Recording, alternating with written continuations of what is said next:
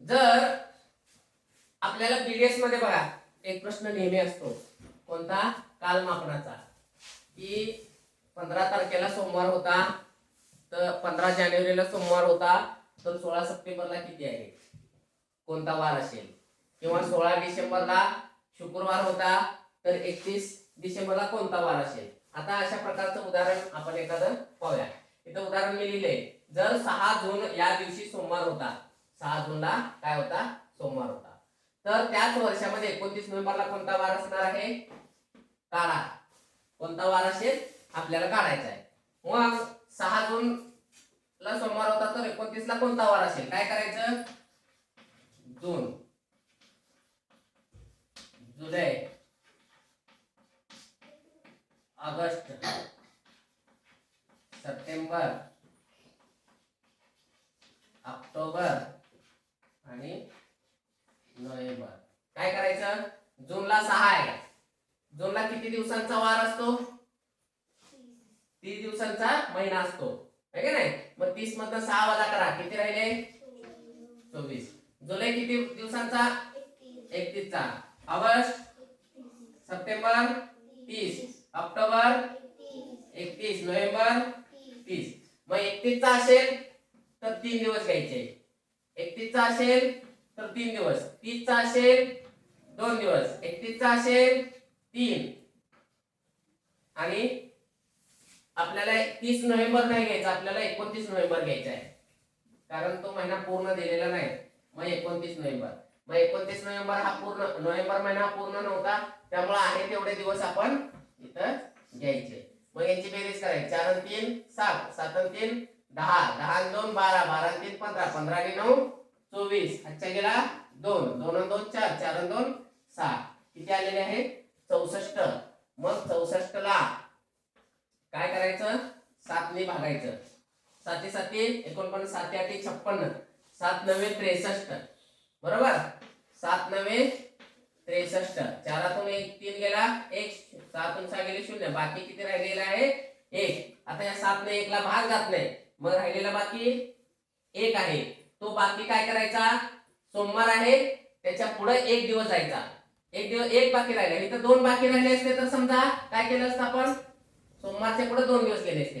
इथं 4 बाकी असतात, तर सोमवारच्या पुढे 4 दिवस गेले असते. आता एकच बाकी आहे, म्हणजे काय करायचं? सोमवारच्या पुढे 1 दिवस, कोणता वार येणार आहे? मंगळवार. मग प्रश्नाचं उत्तर काय?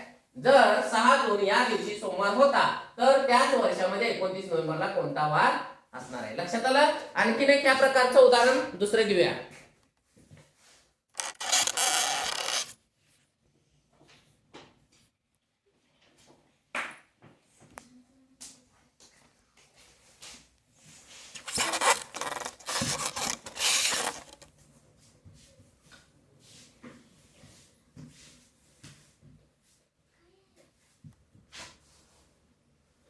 आपण मगाशी बघितलं की 6 जूनला सोमवार होता, तर 29 नोव्हेंबरला त्याच वर्षी विचारलेला प्रश्न, त्याच वर्षी 29 नोव्हेंबरला कोणता वार असेल? पण इथं काय केलेलं आहे?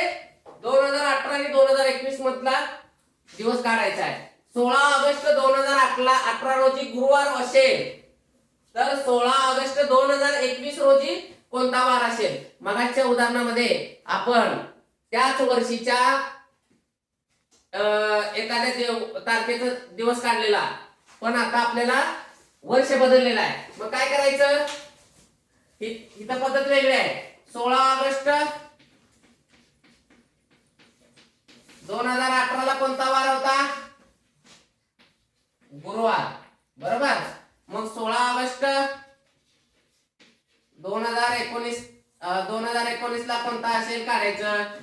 16 ऑगस्ट 2020 ला कोणता असणार आहे ते काढायचं, आणि विचारले काय आपल्याला 2021 पर्यंत, असं 21 पर्यंत जाऊया. 2021 ला कोणता वार असणार आहे? आता सांगा, मला सांगा, तुम्हाला कॅलेंडर कधी पाहिलंय? आता हा या वर्षीचं कॅलेंडर आहे, आणि काय हे मागच्या वर्षीचं कॅलेंडर आहे. आता मला सांगा, मागच्या वर्षी 1 जानेवारी कोणत्या दिवशी आला होता? बुधवारी आला होता. आता ह्या वर्षी कोणत्या वारी आलाय?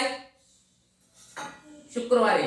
तुम्हाला लक्षात आलं की ह्या वर्षीची तारीख 1 जानेवारी, पुढच्या वर्षीची 1 जानेवारी किती दिवसांनी पुढे गेलेली असेल? 1 दिवसांनी पुढे गेलेली असेल. मग मला सांगा 2018 ला गुरुवार होता, तर 2019 ला 16 ऑगस्टला कोणता असणार आहे? शुक्रवार असणार आहे.